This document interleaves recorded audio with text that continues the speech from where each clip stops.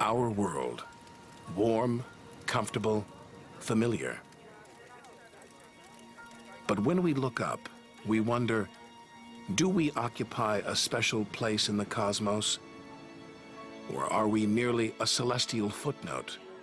Is the universe welcoming or hostile? We could stand here forever wondering.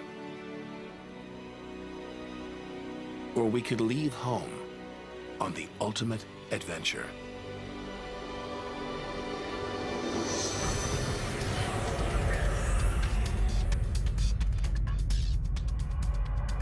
To discover wonders, confront horrors, beautiful new worlds, malevolent dark forces,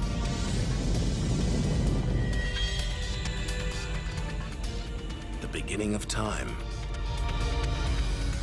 the moment of creation. Would we have the courage to see it through? Or would we run for home? There's only one way to find out.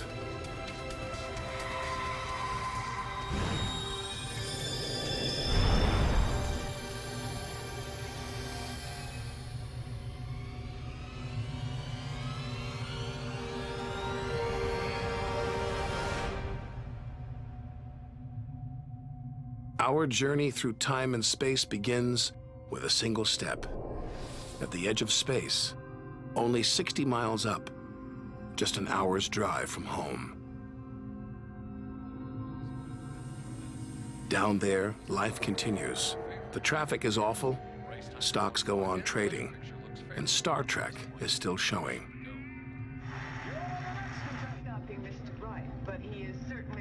The Blue Jays will be without starter Jim Clancy for a couple of weeks. He's supporting for him. When we return home, if we return home, will it be the same? Will we be the same?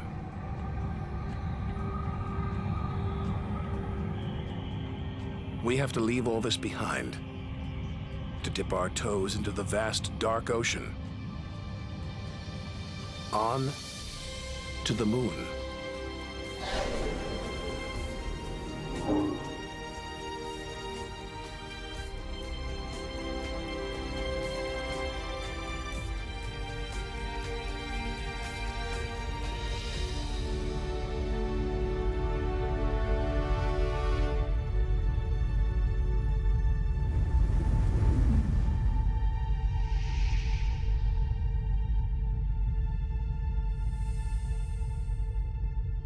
Dozens of astronauts have come this way before us.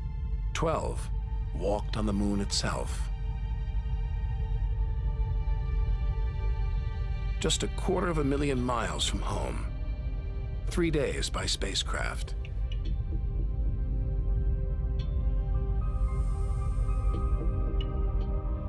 Barren. Desolate. It's like a deserted battlefield, but oddly familiar. So close, we've barely left home.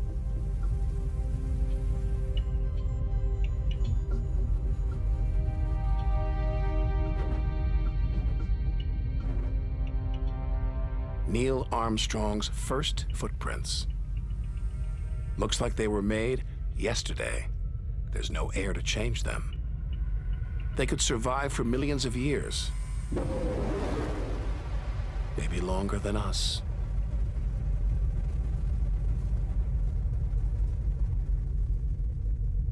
Our time is limited. We need to take our own giant leap. 1 million miles, 5 million, 20 million miles. We're far beyond where any human has ever ventured. Out of the darkness, a friendly face. The goddess of love, Venus.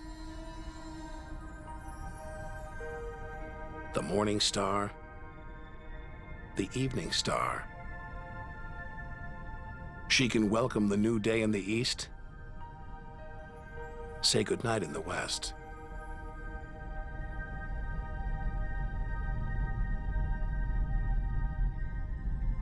A sister to our planet, she's about the same size and gravity as Earth. We should be safe here. But the Venus Express space probe is setting off alarms. It's telling us these dazzling clouds, they're made of deadly sulfuric acid. The atmosphere is choking with carbon dioxide.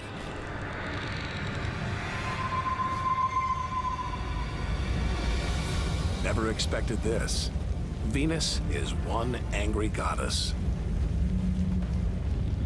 The air is noxious, the pressure unbearable.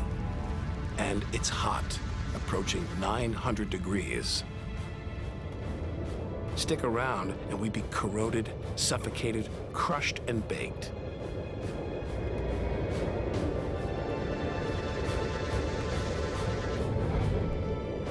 Nothing can survive here. Not even this Soviet robotic probe.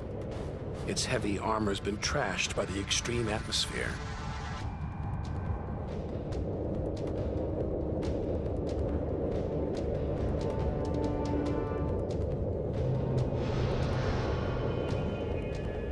So lovely from Earth. Up close, this goddess is hideous.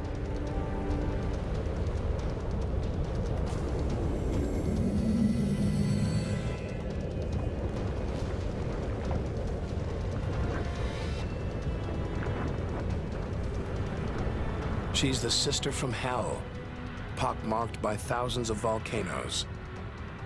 All that carbon dioxide is trapping the sun's heat. Venus is burning up. It's global warming gone wild. Before it took hold, maybe Venus was beautiful, calm, more like her sister planet Earth. So this could be Earth's future. Where are the twinkling stars? The beautiful spheres gliding through space? Maybe we shouldn't be out here. Maybe we should turn back. But there's something about the sun, something hypnotic, like the Medusa, too terrible to look at, too powerful to resist. Luring us onwards, on, like a moth to a flame. Wait, there's something else, obscured by the sun. It must be Mercury. Get too close to the sun, this is what happens. Temperatures swing wildly here. At night, it's minus 275 degrees. Come midday, it's 800 plus. Burnt, then frozen.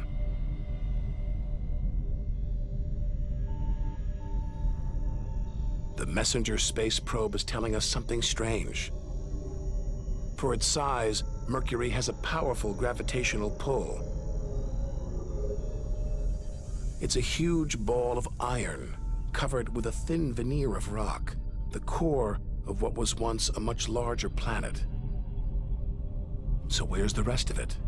Maybe a stray planet slammed into Mercury, blasting away its outer layers in a deadly game of cosmic pinball.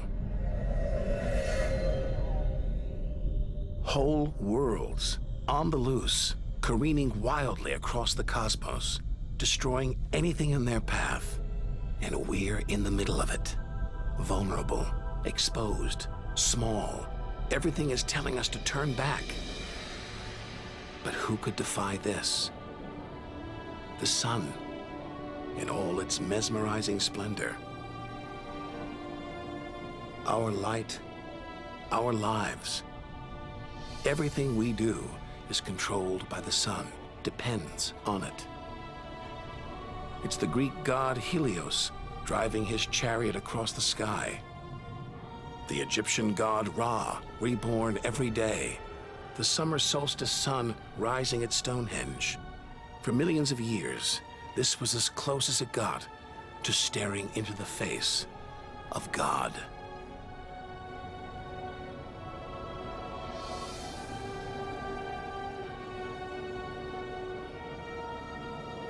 It's so far away. If it burned out, we wouldn't know about it for 8 minutes. It's so big, you could fit 1 million Earths inside it.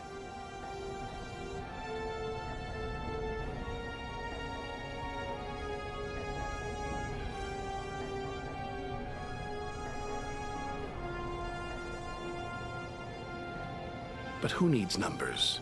We've got the real thing. We see it every day, a familiar face in our sky.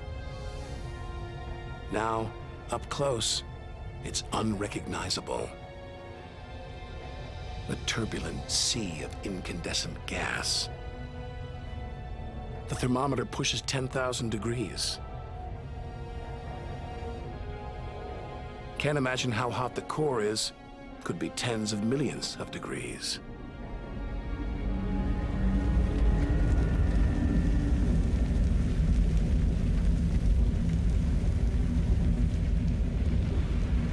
Hot enough to transform millions of tons of matter into energy every second. More than all the energy ever made by mankind. Dwarfing the power of all the nuclear weapons on Earth. Back home, we use this energy for light and heat. But up close, there's nothing comforting about the sun. Its electrical and magnetic forces erupt in giant molten gas loops. Some are larger than a dozen Earths, more powerful than 10 million volcanoes.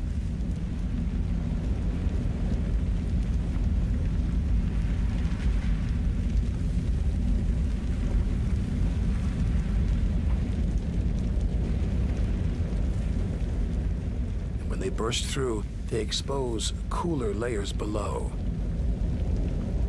making sunspots. A fraction cooler than their surroundings, sunspots look black, but they're hotter than anything on Earth. And massive, up to 20 times the size of Earth.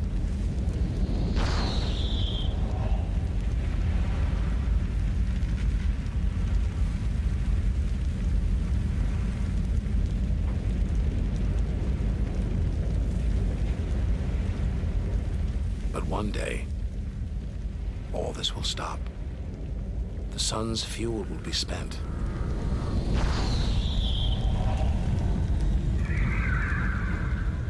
And when it dies, the Earth will follow.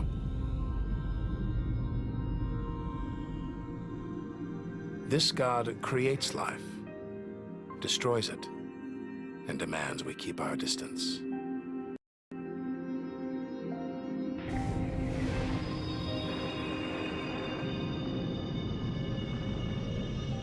This comet strayed too close.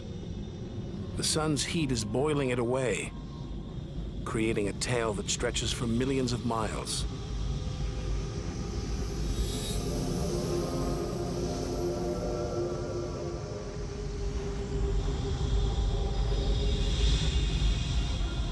It's freezing in here.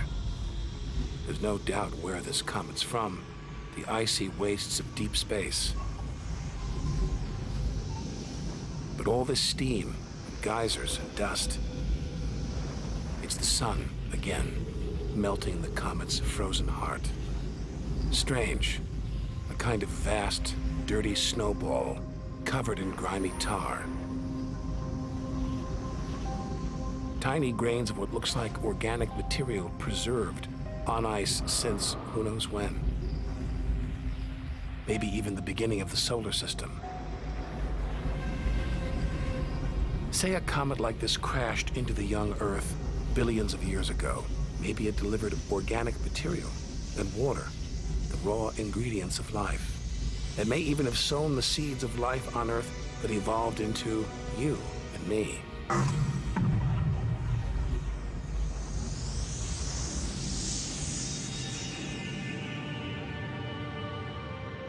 But say it crashed into the Earth now. Think of the dinosaurs, wiped out by a comet or asteroid strike. It's only a question of time. Eventually, one day, we'll go the way of the dinosaurs.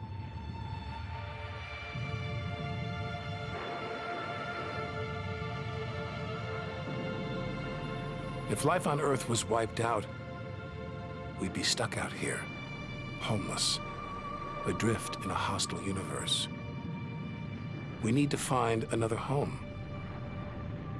Among the millions, billions of planets, there must be one that's not too hot, not too cold, with air, sunlight, water, where, like Goldilocks, we could comfortably live.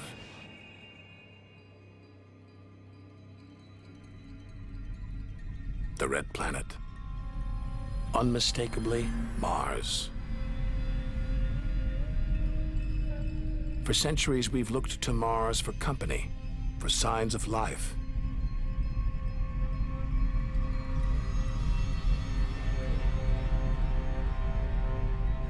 Could there be extraterrestrial life here? Are we ready to rewrite the history books, to tear up the science books, to turn our world upside down? What happens next could change everything.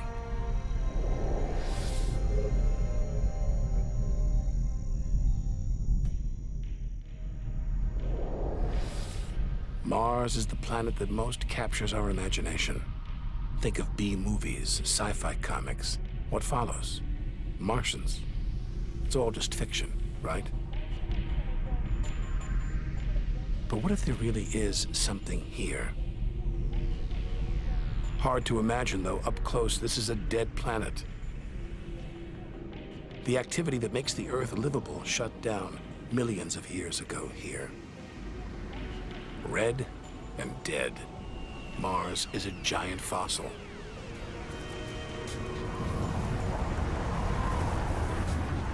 Wait. Something is alive. A dust devil. A big one. Bigger than the biggest twisters back home.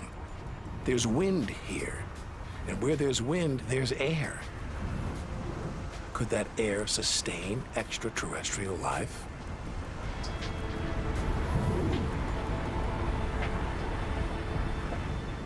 It's too thin for us to breathe. And there's no ozone layer. Nothing to protect us against the sun's ultraviolet rays. There is water, but frigid temperatures keep it in a constant deep freeze. It's hard to believe anything could live here. Back on Earth, there are creatures that survive in extreme cold, heat, even in the deepest ocean trenches. It's as though life is a virus. It adapts, spreads.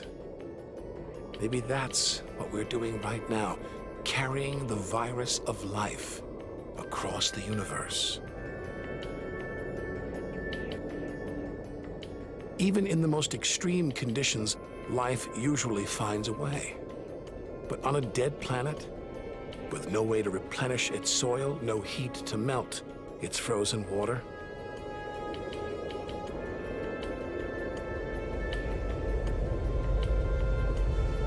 all this dust, it's hard to see where we're going.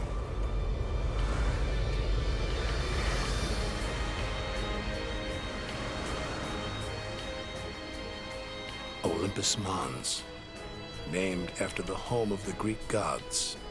A vast, ancient volcano, 3 times higher than Everest. There's no sign of activity. Since its discovery in the 1970s, it's been declared extinct.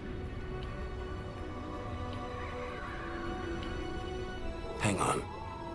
These look like lava flows, but any sign of lava should be long gone, obliterated by meteorite craters, unless this monster isn't dead, just sleeping.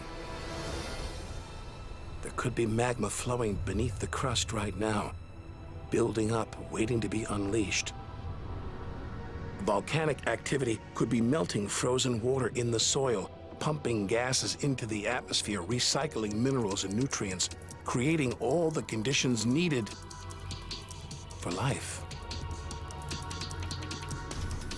This makes the Grand Canyon look like a crack in the sidewalk. Endless desolation, so vast it would stretch all the way across North America. But here, signs of activity, erosion, and what looks like dried up riverbeds. Maybe volcanic activity melted ice in the soil, sending water gushing through this canyon. Underground volcanoes could still be melting ice, creating water. And where there's water, there could be life.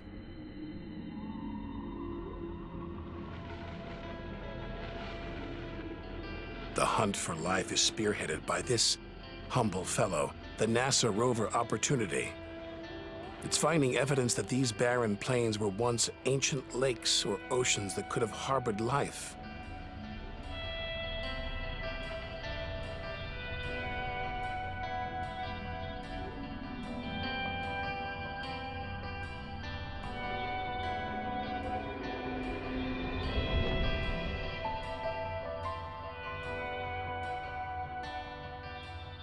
Look at those gullies.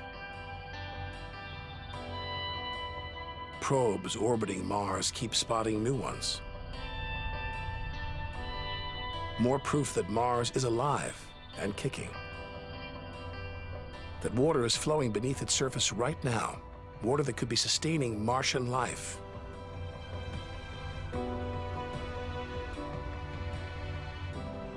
Now all we have to do is find it.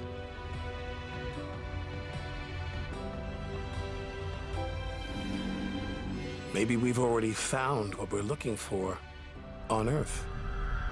Some think that life started here and then migrated to Earth. An asteroid impact could have blasted fragments of Mars, complete with tiny microbes, out into space and on to the young Earth, where they sowed the seeds of life. No wonder we find Mars fascinating. This could be our ancestral home. It could be we are all Martians. The Mars we thought we knew is gone, replaced by this new active changing planet. And if we don't know Mars, our next door neighbor, how can we imagine what surprises lie ahead?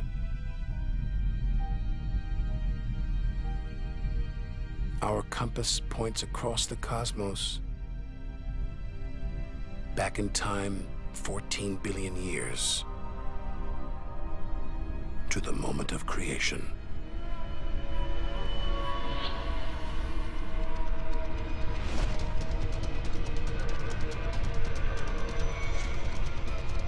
This is getting scary. It's like being inside a giant video game.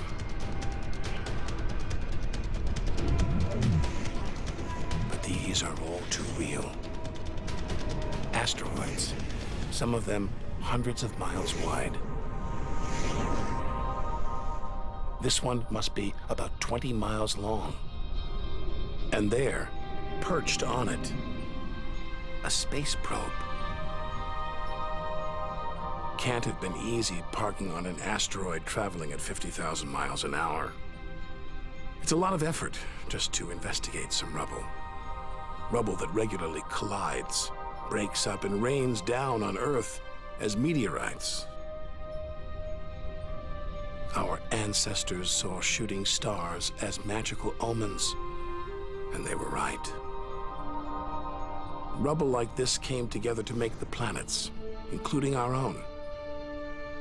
Pretty magical. By dating the meteorites found on Earth, we can tell the planets were born 4.6 billion years ago. These are the birth certificates of our solar system. For some reason, these rocks didn't form into a planet. Something must have stopped them. something powerful.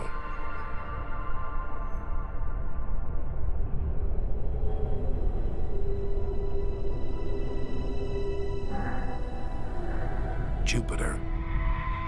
What a monster. At least 1,000 times bigger than Earth, so vast you could fit all the other planets inside it.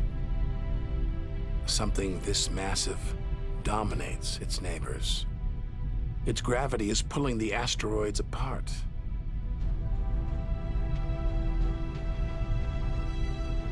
And it's breathtaking.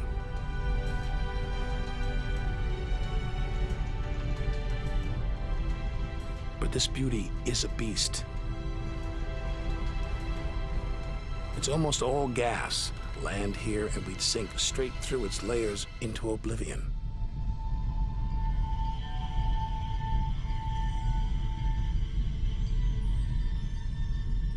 And Jupiter's good looks, the product of ferocious violence. It's spinning at an incredible rate, whipping up winds to hundreds of miles an hour, contorting the clouds into stripes, eddies, whirlpools. And this, the legendary Great Red Spot. The biggest, most violent storm in the solar system. At least 3 times the size of Earth, it's been raging for over 300 years. All these churning clouds must have sparked an electrical storm. Just one bolt is 10,000 times more intense than any at home.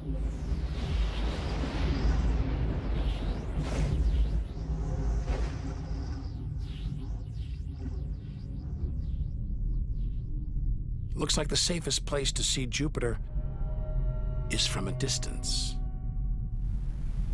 Up there at the poles, those dancing lights, they're like the auroras back home. But the Geiger counter is going wild. Even these are deadly, generated by lethal radiation.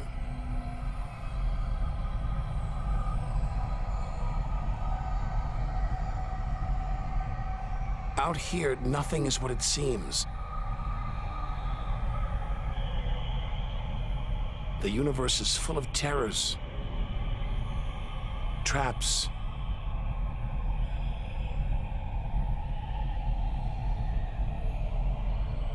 maybe this is a safe haven, the multicolored moon Io.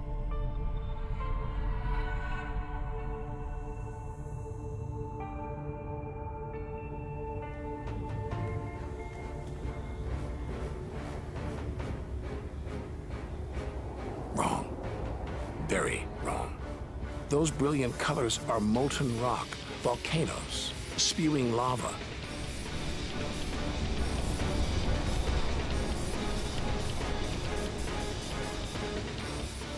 Our journey across the universe is turning into a struggle for survival. We've got to hope that if we outlast the dangers, we'll be rewarded by wonders beyond imagination.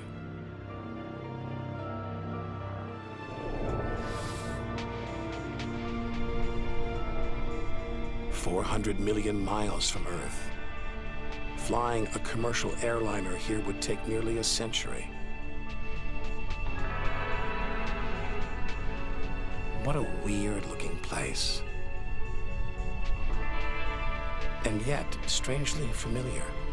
A bit like the Arctic, with all that ice, all those ridges and cracks.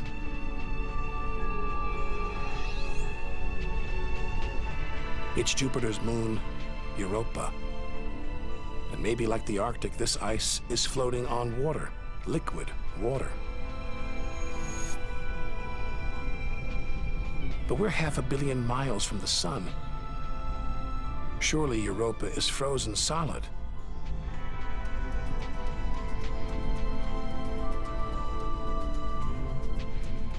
Unless Jupiter's gravity is creating friction deep inside, heating the ice into water, allowing life to develop in the waters beneath its frozen crust. We might be feet away from aliens. From a whole ecosystem of microbes crustaceans, maybe even squid. The only thing between us and the possibility of alien life, this layer of ice. But until we send a spacecraft to drill here, Europa's secrets will remain beyond reach.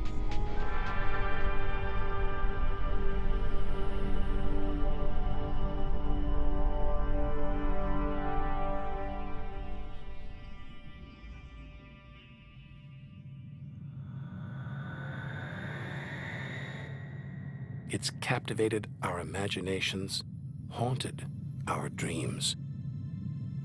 And here it is, spinning before our eyes. Saturn, named for the Roman god who reigned over a golden age of peace and harmony.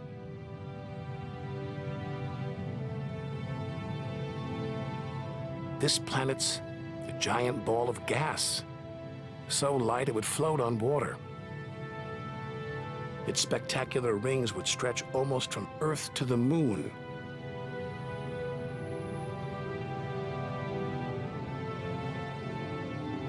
There's the Cassini orbiter. It's picking up ghostly radio emissions, probably generated by auroras around Saturn's poles. This is the real music of the spheres. Cassini's telling us where these rings came from. They're the remnants of a moon shattered by Saturn's gravitational pull. Incomparable beauty from total destruction.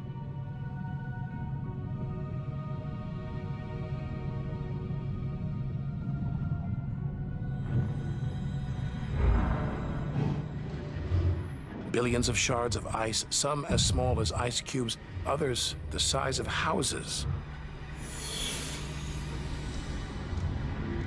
They collide, break apart, reassemble. It's like a snapshot of our early solar system. As dust and gas orbited the newly born sun, and gravity worked its magic, pulling the lumps together until from space trash like this, our home emerged.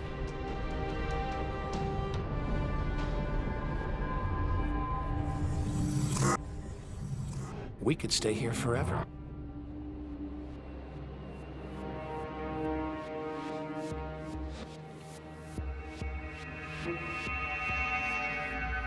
But there's so much further to go, so much more to see. Like this moon wrapped in thick clouds. Titan.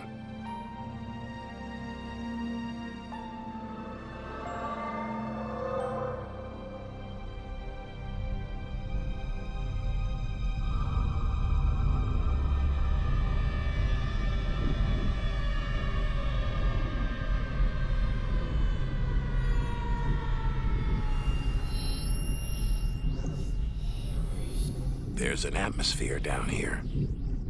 There's wind, rain, even seasons. Rivers, lakes, and oceans. It looks so familiar, so similar to Earth.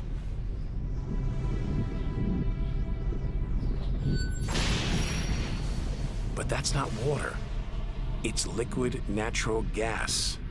Hundreds of times more natural gas than all the Earth's oil and gas reserves. Maybe one day we'll use this energy to fuel a colony.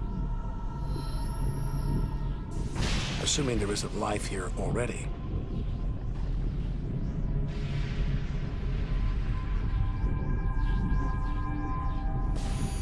The Huygens space probe is here to find out. It's telling us there's organic material in the soil, but it's so cold, minus 300 degrees.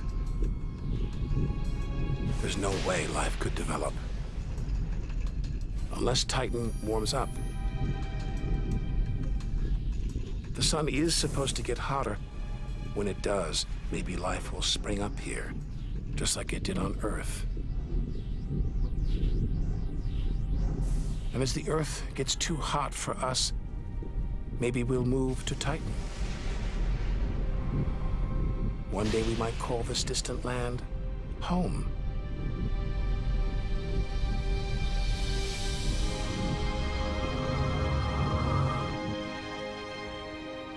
Home. We're at least 700 million miles away now. After this, we lose visual contact with Earth. We're standing on a cliff, looking out over a great chasm that stretches to the beginning of time. Do we have the courage to jump? We're in the solar system's outer reaches. Unseen from Earth, unknown for most of history. It's like diving into the depths of the ocean.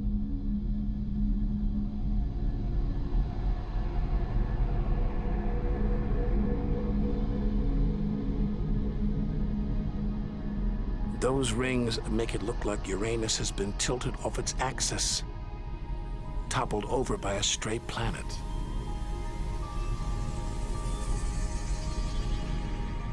It's eerie out here. Already beginning to feel small, lonely. Maybe this is how we'll feel at the edge of the universe.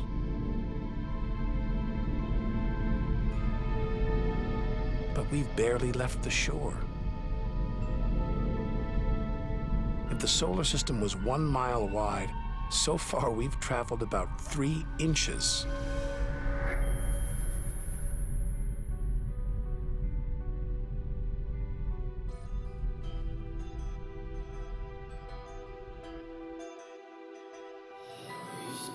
Out of the deep, another strange beast, the god of the sea, Neptune. This world is covered in methane gas, and a storm as big as Earth, whipped up by savage 1,000-mile-an-hour winds. Back home, it's the sun that drives the wind. But Neptune's far away. Something else must be creating these ferocious winds. But what? We know very little about our own solar system.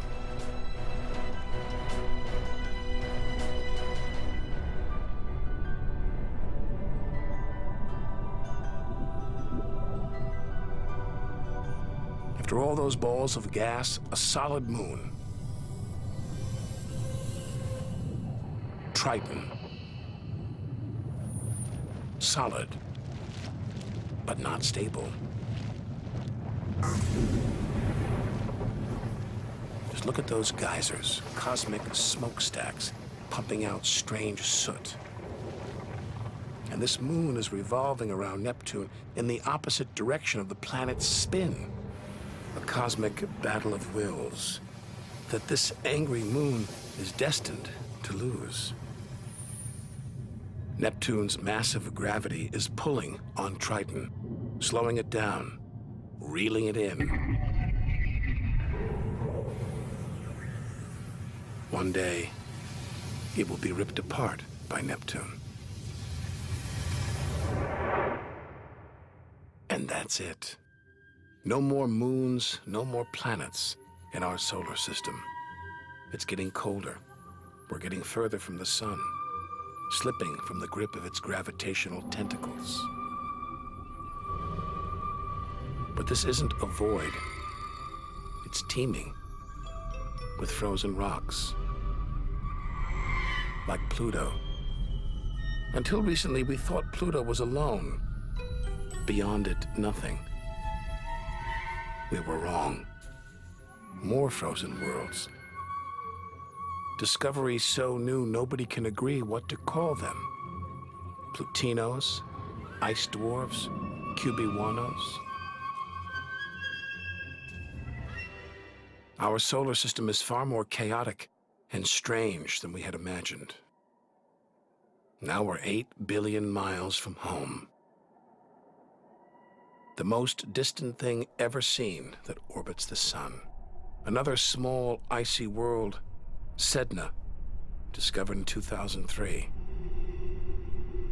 Its orbit takes 10,000 years to complete.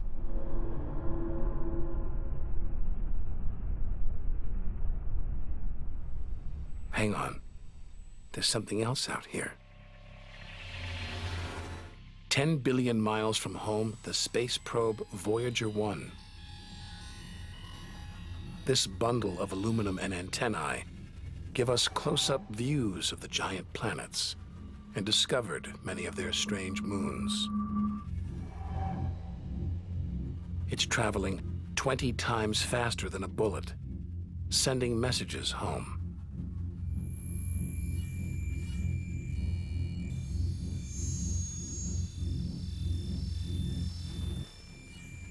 That gold plaque, it's a kind of intergalactic message in a bottle. A greeting recorded in different languages.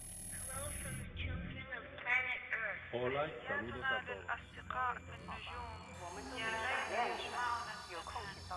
And a map showing how to find our home solar system.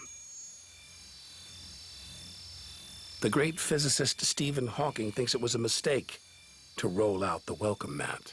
After all, if you're in the jungle, is it wise to call out?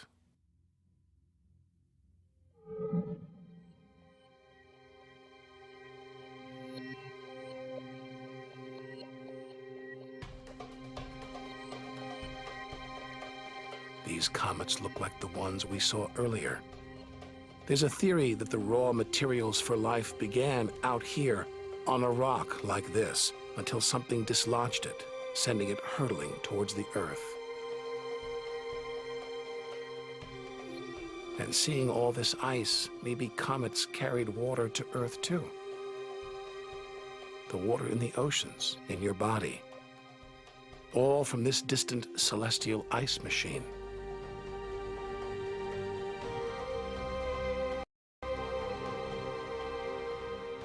We're 5 million, that's 5 trillion miles from home. But this is still only a baby step. Ahead, trillions of miles, billions of stars. Time to stop looking back and start looking ahead. To step out into the big wide universe.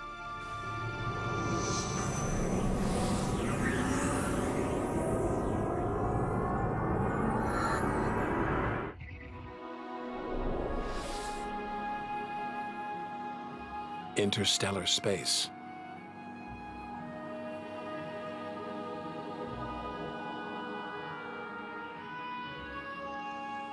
Billions of stars like our own sun, many with planets, many of those with moons.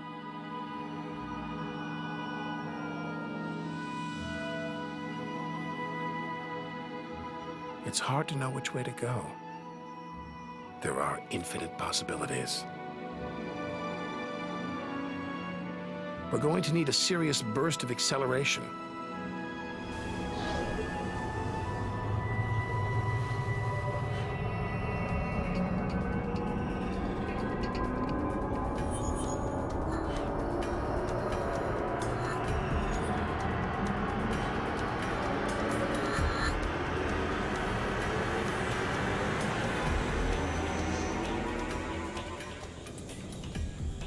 $25 trillion miles from home.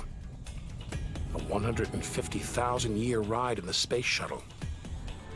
And we've only just reached the first solar system beyond our own. Alpha Centauri. Not one, but 3 stars, spinning around each other, locked in a celestial standoff. Each star's gravity attracting the other, their blazing orbital speed keeping them apart.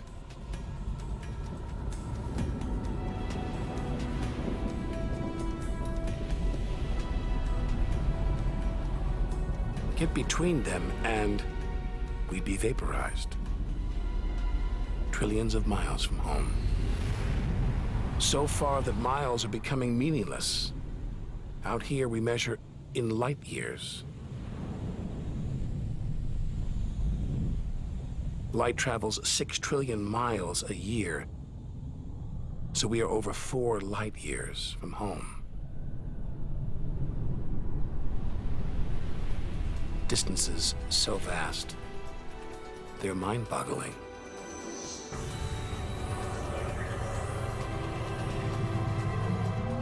Who knows what strange forces lie ahead, what we'll discover when, if, we reach the edge of the universe.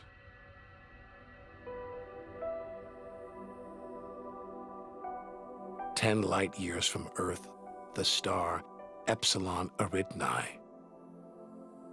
Spectacular rings of dust and ice, and somewhere in there planets forming out of the debris, being born before our eyes.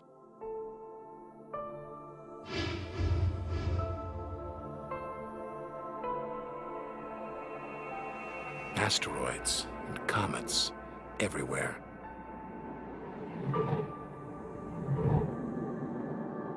We could almost be looking at our own solar system billions of years ago, with comets delivering the building blocks of life to these young planets.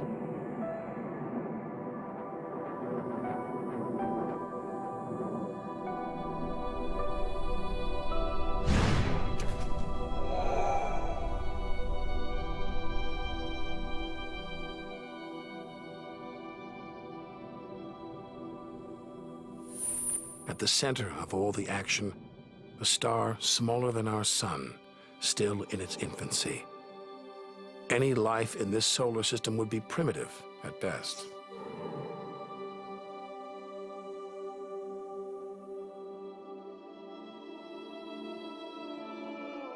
There must be more mature solar systems out here. But finding them is like looking for a needle in a cosmic haystack.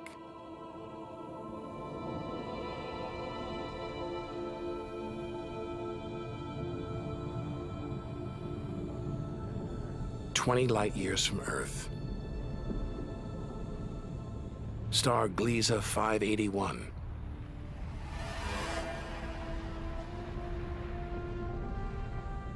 It's about the same age as our sun.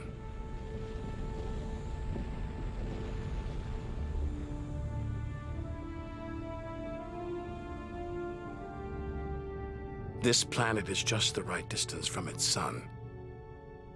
Any closer and water would boil away, any further, and it would freeze. Ideal conditions for life to emerge.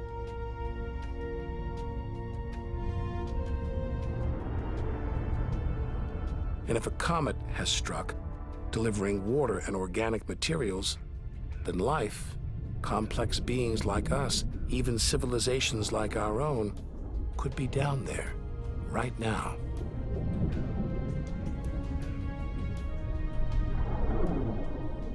They could be tuning into our TV signals, watching shows from 20 years ago. And here's your host, Geographic.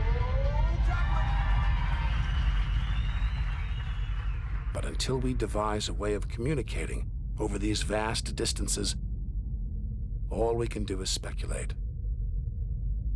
Us and them, living parallel lives, unaware of each other's existence.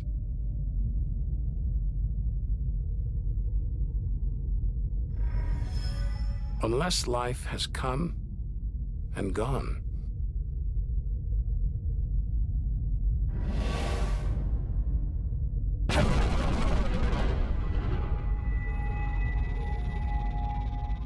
That's the problem with comets.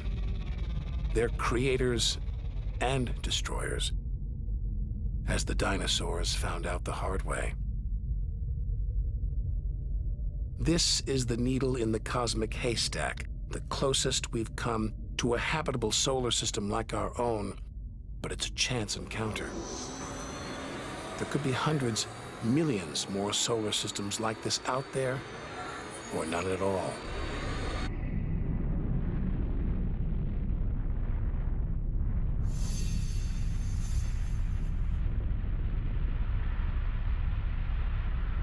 Some of the atmosphere on this planet, Bellerophon, is being boiled away by its nearby star.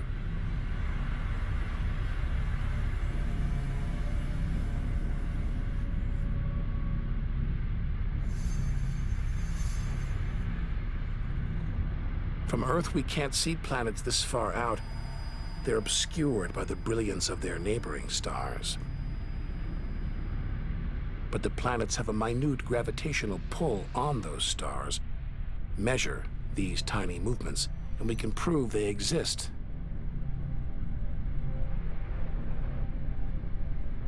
That's how we tracked down Bellerophon in the 1990s, and hundreds of other distant planets.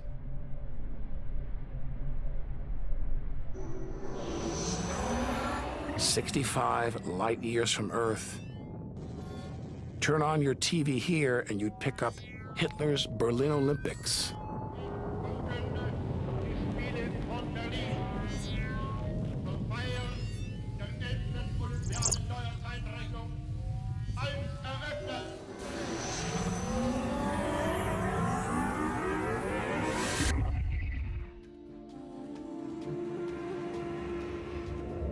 The twin stars of Algol, known to the ancients as the Demon Star. From Earth, it appears to blink as one star passes across the other. Up close, it's even stranger. One star is being sucked towards the other.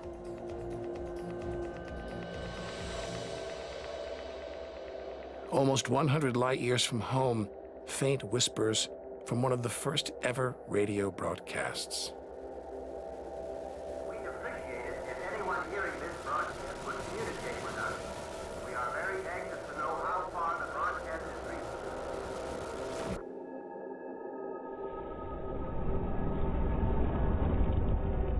From here on out, it's as if the Earth never existed.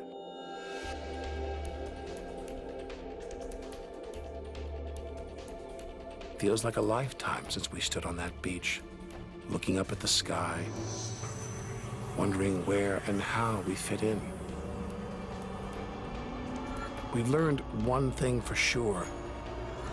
The universe is too bizarre, too startling, for us to guess what lies ahead.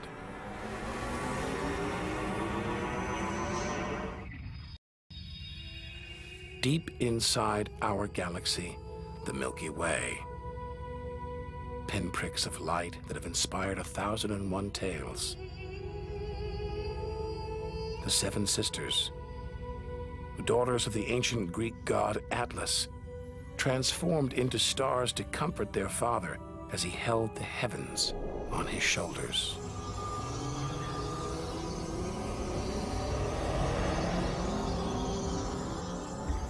And this giant, Betelgeuse, the brightest, biggest star we've seen so far, 600 times wider than our sun.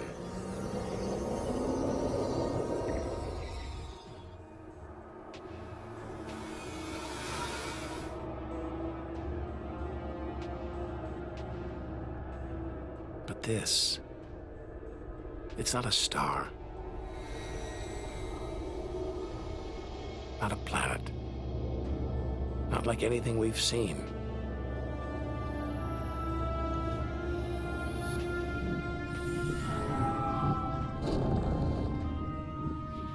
A ghostly specter more than 1,300 light years from Earth. Orion's dark cloud. Dust and gas shrouding us.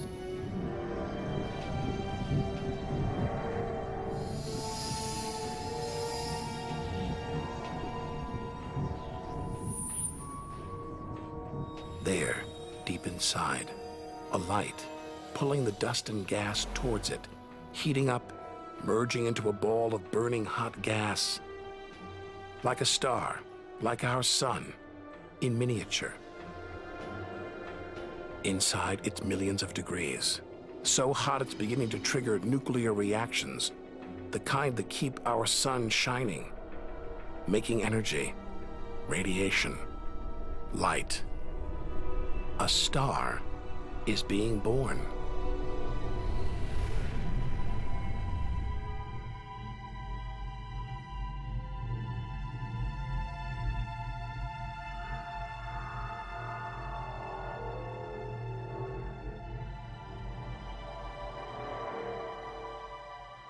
Orion's dark cloud is a vast star factory.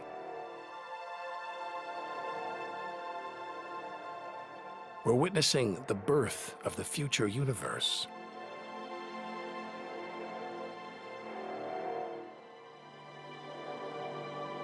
We've come to expect destruction, but this is one of the universe's greatest acts of creation: star birth.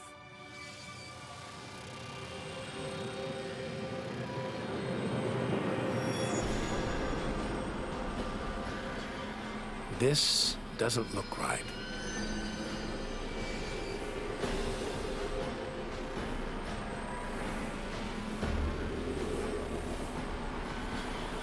Jets of gas exploding out with tremendous force, blasting dust and gas out for millions of miles.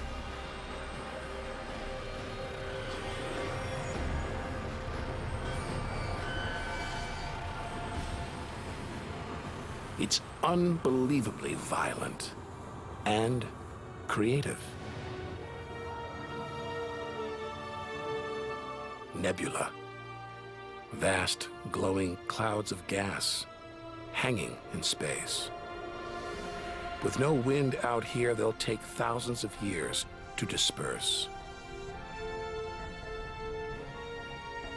They seem to be forming a vast stellar sculpture. Nature is more than a scientist, an engineer. It's an artist on the grandest of scales.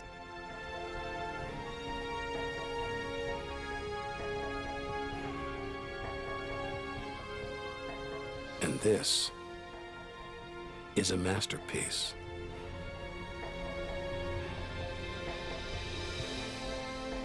Stars are born, grow up, and then what? Do they die? Do they slip quietly into the night or go out with a bang?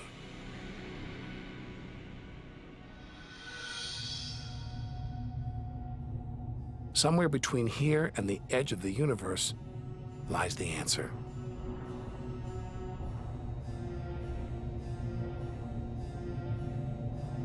Luminous clouds suspended in space, encircling what was once a star like our own sun. All that's left of it are these brightly colored gases, elements formed by nuclear reactions deep inside, released into space on its death. Green and violet, hydrogen and helium, the raw materials of the universe. Red and blue, nitrogen and oxygen, the building blocks of life on Earth. For us to live, stars like this had to die. Every atom in our body was produced by nuclear fusion. In stars that died long before the Earth was even born. We are all the stuff of stars. Our family tree begins here.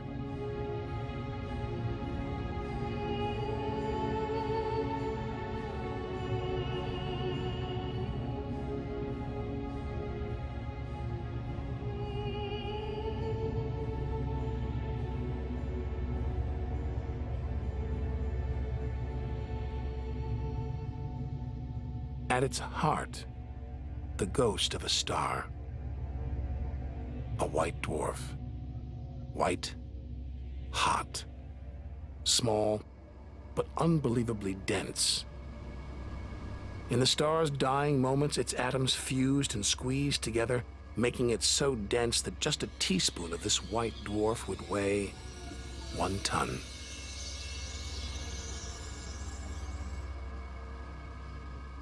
It's a chilling premonition of our sun's fate. 6 billion years from now, it'll become a white dwarf.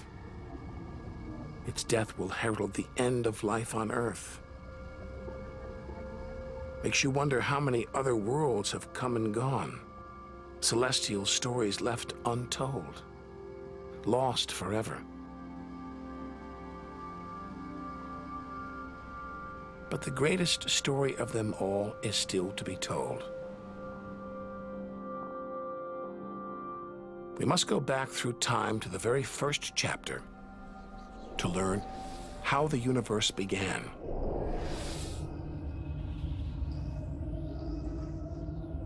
scattered remains of a dead star, the Crab Nebula.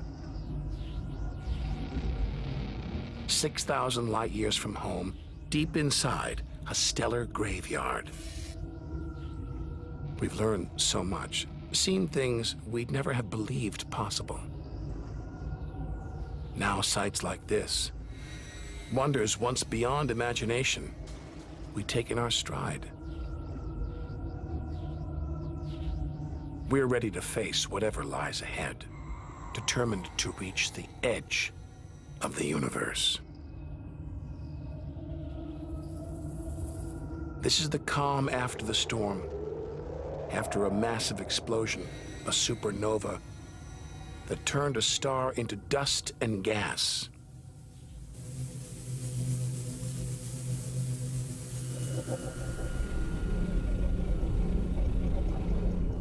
The eye of the storm, a spinning, pulsating star, a pulsar.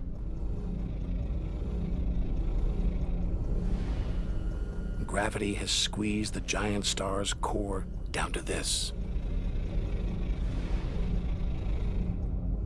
It's just 12 miles across, unimaginably dense. One pinhead of this would weigh hundreds, maybe millions of tons. And as it shrank, like a figure skater spinning on the spot, arms outstretched, then pulling them in, it began to spin faster. 2 beams of light, energy, radiation, spinning 30 times a second, powering the huge cloud of dust and gas. There's so much radiation here, more even than on the sun.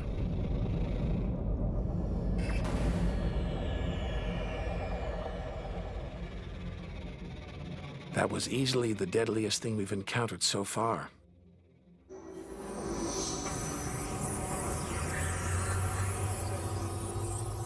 Once it would have terrified us. But now we realize that without the dangers, there'd be no wonders. Without the nightmares, there'd be no dreams.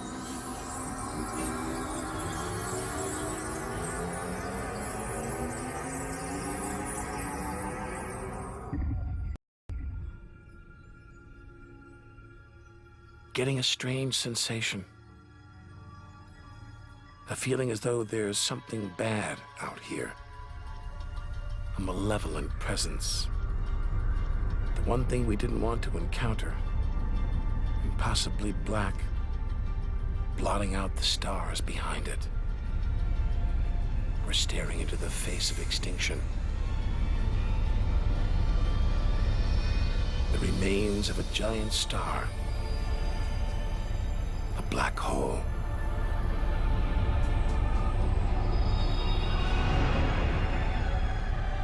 Far denser than a pulsar, and impossible to resist.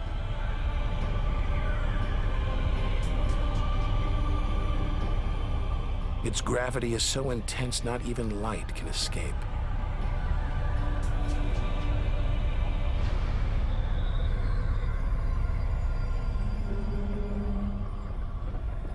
This asteroid, it's a lump of solid rock, but it's actually stretching, being dragged towards the gaping hole. Inside, there's no matter as we know it. No time, no space. All the rules of physics collapse.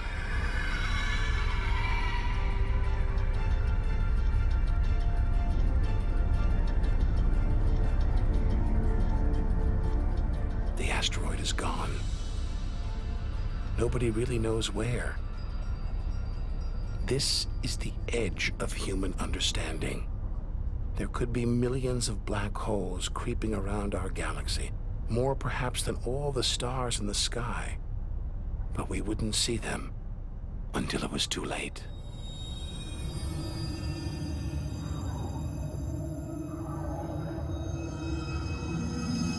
Like this star, spiraling, disappearing down an invisible sinkhole.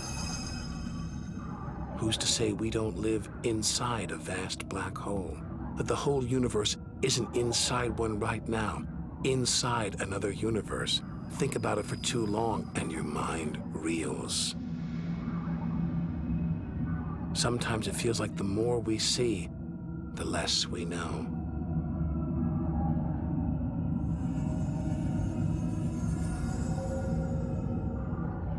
And we're still in our own galaxy, the Milky Way.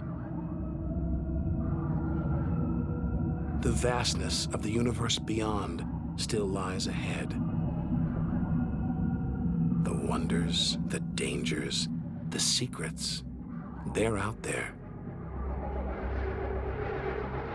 waiting to be discovered.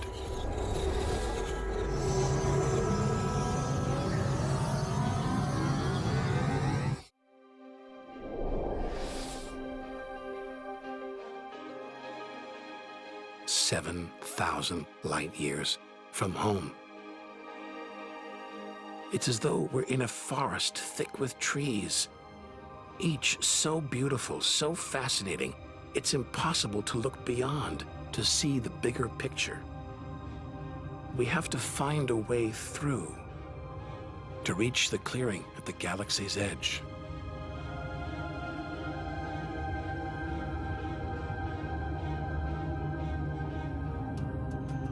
But faced with sights like this, it's hard to leave. A colossal, glowing cloud, topped by these great towers of dust, the pillars of creation, like a gateway into the unknown. A star factory packed with embryonic star systems, each larger than our solar system.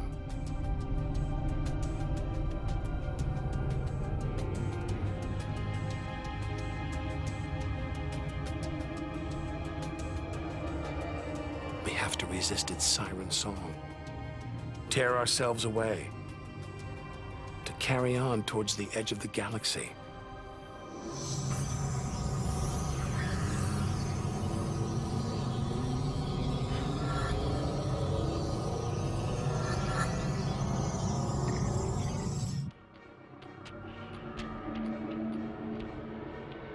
Dazzled by the Milky Way's beauty, we've been blinded to its terrors and strayed into a cosmic minefield. Like an explosion in slow motion. A massive star, millions of times brighter than our sun. It's going into meltdown. The fuel that sustains it is running out, the nuclear reactions that power it winding down. We're watching its death throes.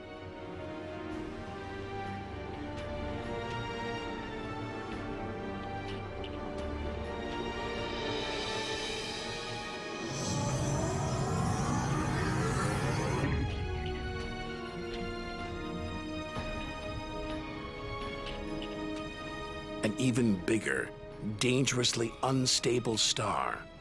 But this one's about to explode. And when a star this big dies, it's 100 times more violent than a supernova. We've stumbled into the most violent star death of all, a hypernova.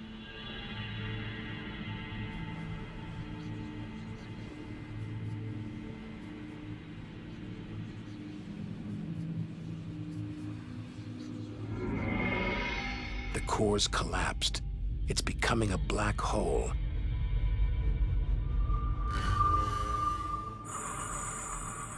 And that's the shock wave surging through the star, ripping its outer layers into space.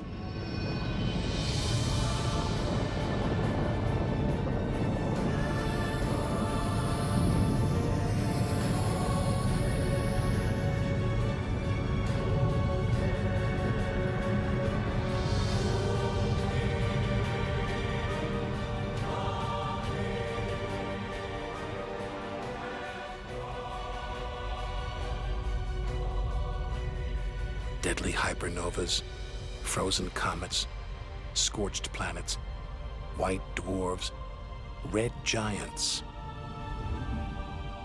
Tiny drops in a vast pool of white light.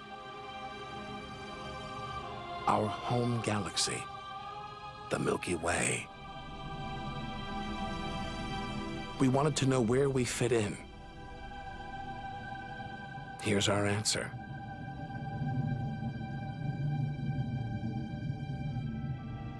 Civilizations past and present, everyone that's ever lived. The smallest bug, the highest mountain, all of it invisible, not even a tiny speck.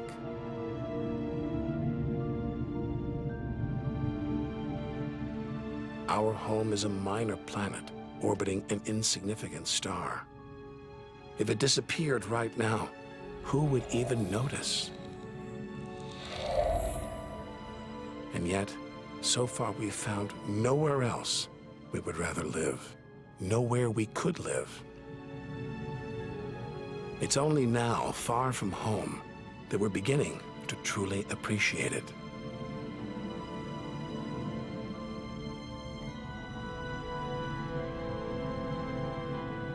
Look at all these stars. Hundreds of thousands of them. Surely one of them, more than one, must be capable of supporting life.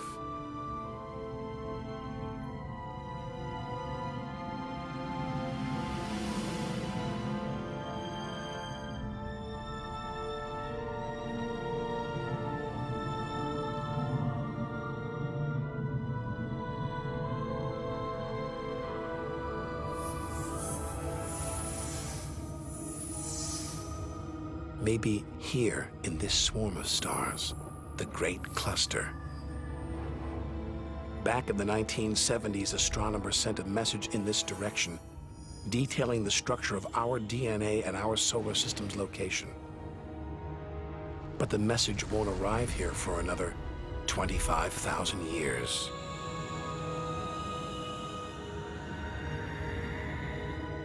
We haven't found alien life yet. But neither have we found any reason to believe it isn't out there, somewhere. There's an equation devised to estimate the number of other advanced civilizations. The result is startling. There could be millions of civilizations just in our own galaxy.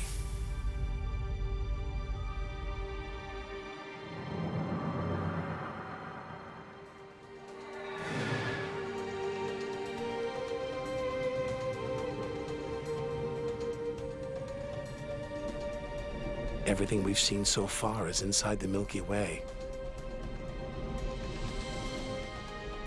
Now we're ready to leave our home galaxy, to enter intergalactic space. Here's our chance to solve the ultimate mystery and experience the moment of creation.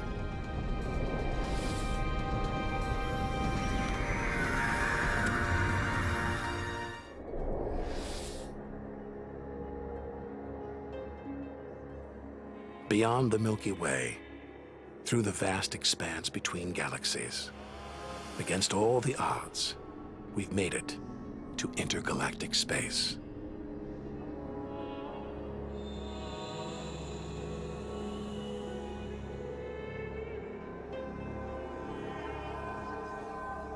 Out here, there's no horizon in sight. Even the closest galaxies are hundreds of thousands of light years away. The remains of galaxies ripped apart by the Milky Way's huge gravitational pull, scattered among nothing.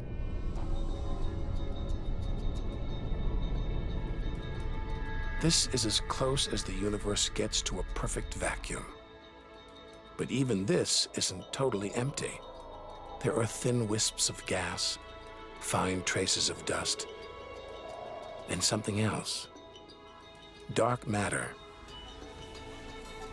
So mysterious we can't see it, feel it, taste it, touch it, or even measure it. Yet so common, it could make up over 90% of all the matter in the universe. If dark matter does exist, it means there's no such thing as empty space. Even out here, we're surrounded by matter. We think it exists because of its apparent hold on galaxies, like this one, the Large Magellanic Cloud.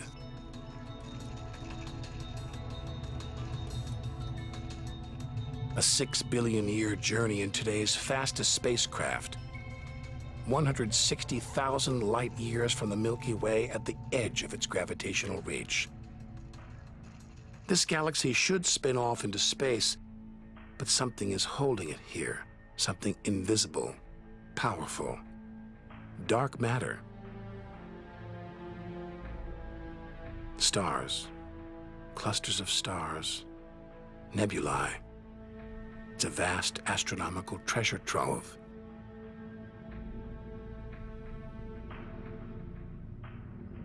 Look at this. It's like a string of gleaming pearls. It's a fireball, expanding out from what must have been a massive explosion, a supernova. So bright that when light from the explosion reached Earth 20 years ago, it was visible to the naked eye. And so violent, it triggered a string of nuclear reactions, forcing atoms together, creating new elements: gold, silver, platinum, blasting them out into space.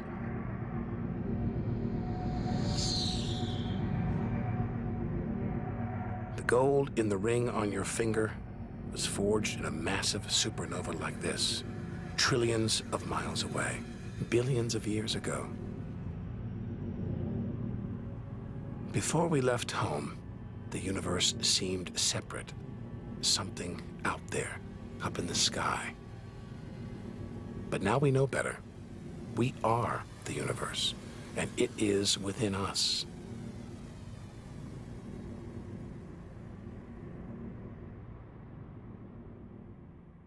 It's comforting to remember as we venture through this abyss. Further and further. Faster and faster.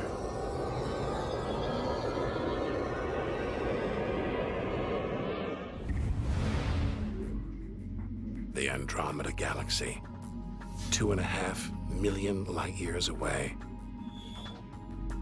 It's racing through space. Everything blown apart, like shrapnel in an explosion. We're seeing this galaxy as it was when our ape-like ancestors first walked on the African plains.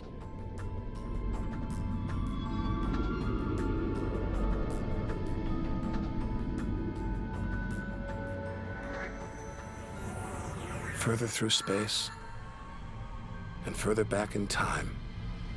Hold on. This doesn't look right. A whole galaxy exploding? The only thing large enough to cause an explosion on this scale is another galaxy. It looks like the end of the world. But this galaxy won't die. It'll be reborn. A new shape, perhaps even new stars, as dust and gas collide, creating friction, shock waves, triggering the birth of stars.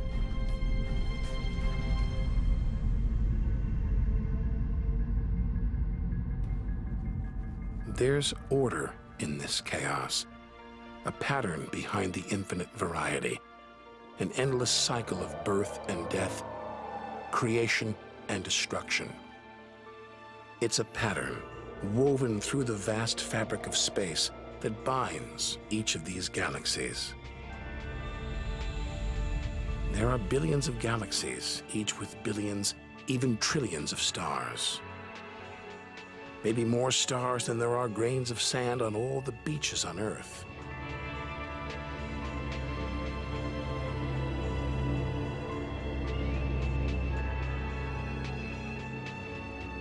We're finally beginning to see the big picture. And it's grander than we ever imagined. This galaxy, the huge Pinwheel Galaxy, is so far from Earth that if we send a message home now, It will take 27 million years to get there. Who knows whether our species, our planet, will still be around to receive it.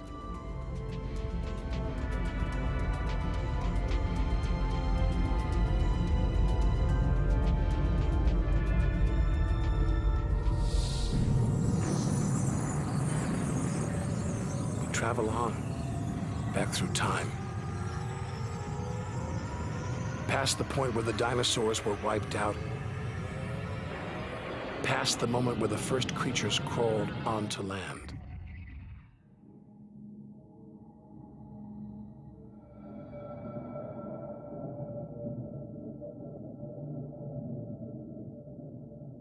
Two billion light years from home, closing in on the edge of the universe, going back to the beginning of time. This isn't a galaxy. It's brighter than 100 galaxies. A blinding beam of energy surging for trillions of miles.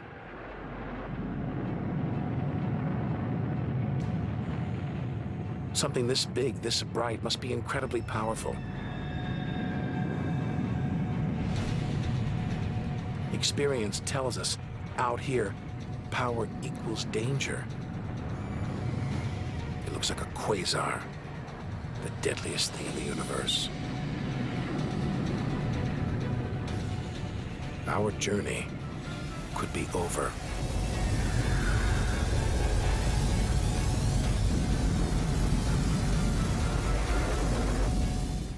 The deadliest, most powerful thing in the universe. A quasar. A swirling cauldron of superheated gas.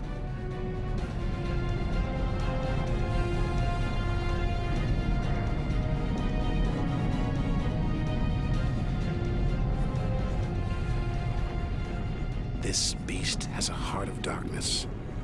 A supermassive black hole as heavy as a billion suns.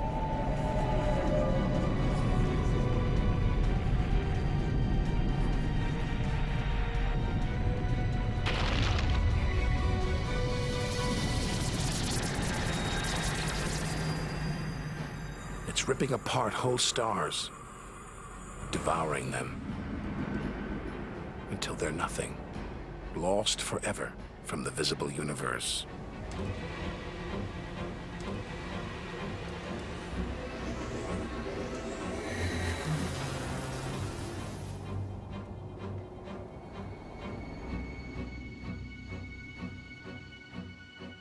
We think, we hope, we pray we've seen the worst the universe can throw at us, but no one can know what lies ahead.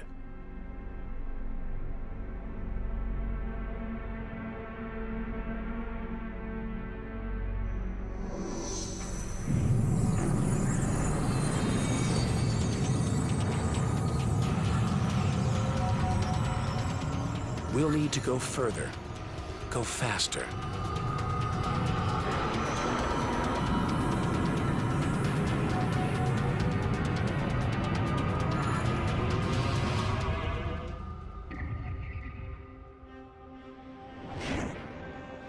$8 billion light years from home, more galaxies.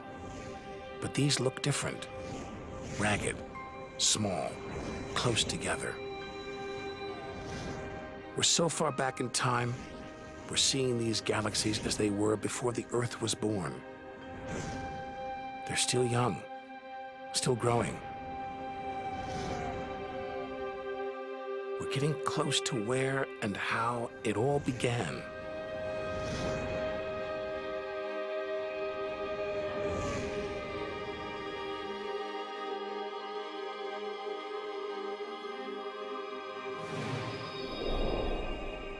Look at the galaxies now. They're more like primitive plankton, floating in a vast dark ocean.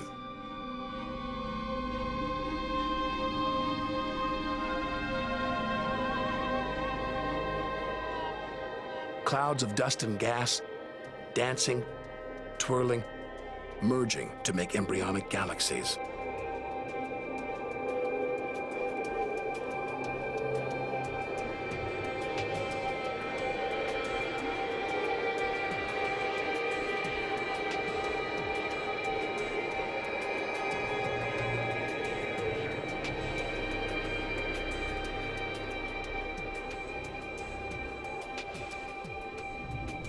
they're disappearing. We've gone back before the stars were born, into a cosmic dark age. And before that, light, the afterglow from the massive explosion that created the known universe.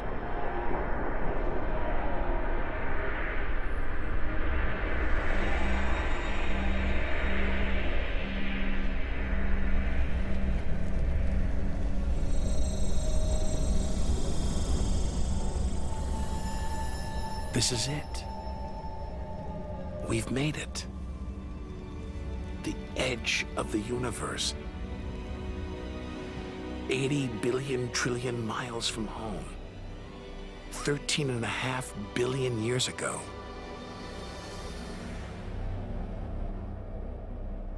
The very instant of the Big Bang, the most violent, most creative moment in history. Everything that's ever happened follows from this moment.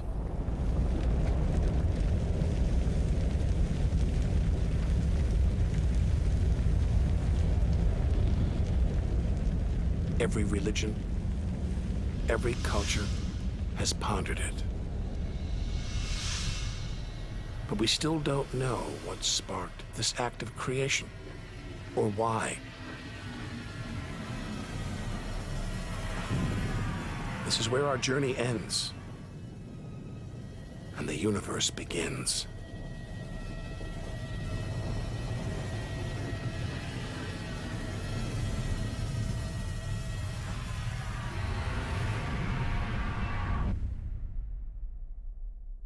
An infinitely hot, small, dense point erupts.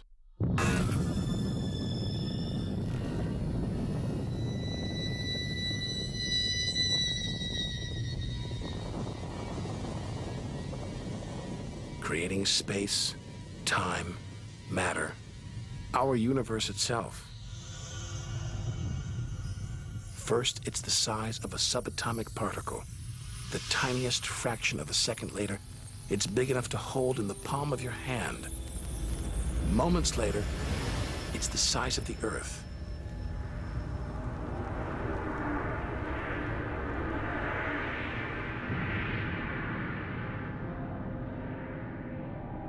Today, the light from the Big Bang is still spreading out. You can hear it as a radio hiss. See it as television static.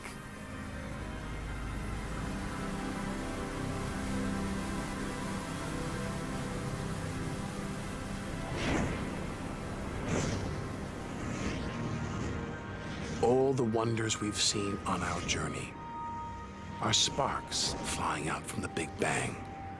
Galaxies, stars, planets, all cosmic debris. We go forward through time, riding the blast wave.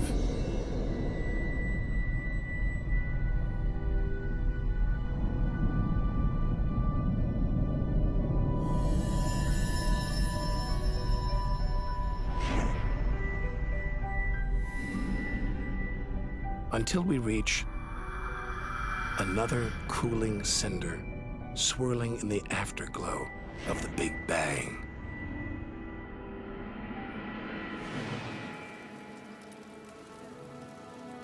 We're back where we started, home. Only now can we really know it. Smaller, more fragile than we ever imagined. Destined to die, swallowed by a dying sun. But we shouldn't despair. We should rejoice. We've managed to experience the wonders of the universe. We should celebrate our achievements and enjoy our moment in the sun.